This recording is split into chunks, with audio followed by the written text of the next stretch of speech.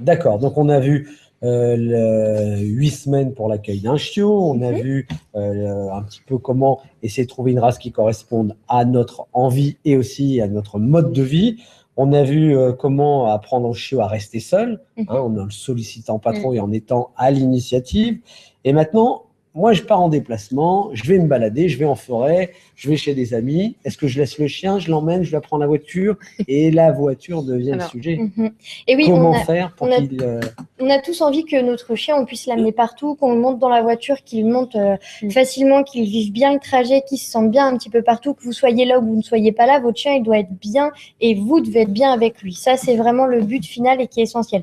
La voiture, c'est un apprentissage, c'est-à-dire que l'exemple typique, et Clémentine développera ce point-là sûrement, mais si vous apprenez à votre chien que la voiture, enfin vous lui apprenez pas, c'est parce que vous voulez lui apprendre, mais si à chaque fois qu'il monte en voiture, c'est pour aller chez le vétérinaire, par exemple, votre chiot, et voilà, il va se dire voiture égale vétérinaire. Il est capable d'associer ça tout de suite. Complètement. C'est l'association. Oui. C'est de l'association. Le chien, il apprend par conditionnement. Si il se dit voiture vétérinaire, forcément la voiture, ça va être un peu compliqué pour le faire monter dedans.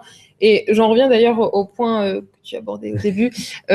Votre chiot, emmenez-le partout. Voilà. Jusqu'à ses 3-4 mois à peu près. Vraiment, faites-lui vivre toutes les situations stimulantes possibles et inimaginables. Sur le marché, j'allais dire en train, c'est un peu... mais pourquoi pas. Pourquoi pas. En voiture, bien évidemment. Voilà. En ville, en campagne, si vous habitez en ville, n'hésitez pas à aller en forêt pour que votre chien ne soit pas anxieux dès qu'il y a un bruit de feuilles ou un bruit d'arbre. Vraiment, emmenez-le partout. Faites-lui rencontrer des enfants, des personnes... Enfin, voilà.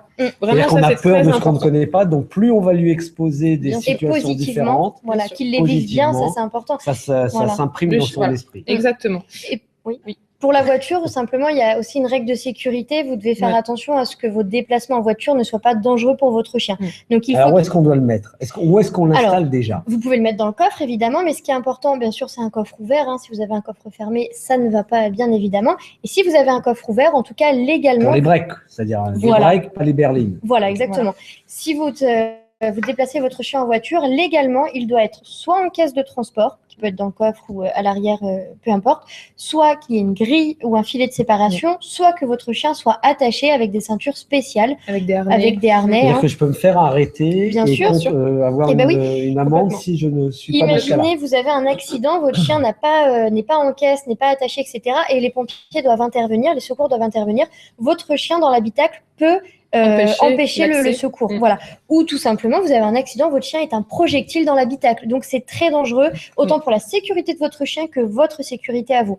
Donc, les trajets en voiture doivent être sécuritaires et positifs pour votre chien, pour votre chiot. Et pour ça, rien de tel que des séances courtes, mais très répétées, qui débouchent sur quelque chose d'agréable, comme une balade, où on vous servant de friandises. Donc, on dit la voiture, on y va, on n'a pas peur, on l'habitue. Et là, il y a une question justement de Sarah qui dit, j'ai un petit shih tzu, peut-on aller au restaurant avec le chiot et la voiture, évidemment. Aller en voiture et ensuite au restaurant, est-ce que c'est une bonne idée de les habituer déjà bien sûr. à ce bruit, à ces odeurs? Parce qu'un chien au restaurant, c'est Mickey pour lui. Complètement. Après, ça dépend si le restaurant accepte ou non les chiens, mais si c'est le cas, parce que tous les lieux, on va dire, n'acceptent pas, que ce soit public ou privé, n'acceptent pas les chiens. Et souvent, d'ailleurs, dans les restaurants, malheureusement, les chiens sont souvent interdits d'accès, sauf les chiens d'assistance.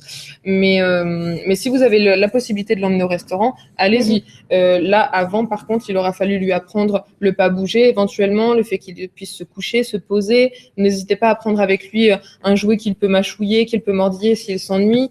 N'oubliez pas d'aller le sortir, parce qu'un petit pipi dans le restaurant, c'est pas terrible. Donc, au pire, prenez des petits sacs pour nettoyer.